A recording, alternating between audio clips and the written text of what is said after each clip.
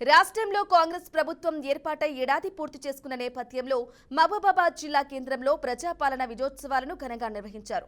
Municipal శాఖ ఆధ్వర్యంలో చేపట్టిన విజయోత్సవ ర్యాలీని మున్సిపల్ కమిషనర్ రవీందర్ జెండా ఊపి ప్రారంభించారు.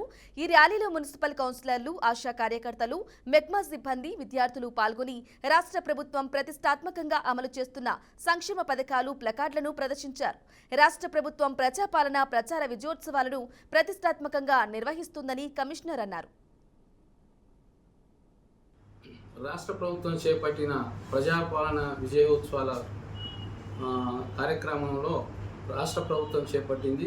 దీనిలో భాగంగా మహిబాద్ జిల్లా కలెక్టర్ గారి ఆదేశ ప్రకారం మరియు జిల్లా యంత్రాంగం మొత్తం కూడా సారు సమన్వయంతో ఈరోజు మా మహిబాద్ మున్సిపాలిటీ అర్బన్ డే పరిధిలో మేము పెద్ద ర్యాలీ ప్రజా ఉపయోగాలైన పథకాల గురించి మరియు వాటి యొక్క విధి విధానాల గురించి ఈరోజు ర్యాలీ చేపట్టడం జరిగింది. ఈ ప్రోగ్రాం 1 నుంచి 9వ తారీఖు వరకు మా పనులు చేయవలసి ఉంది.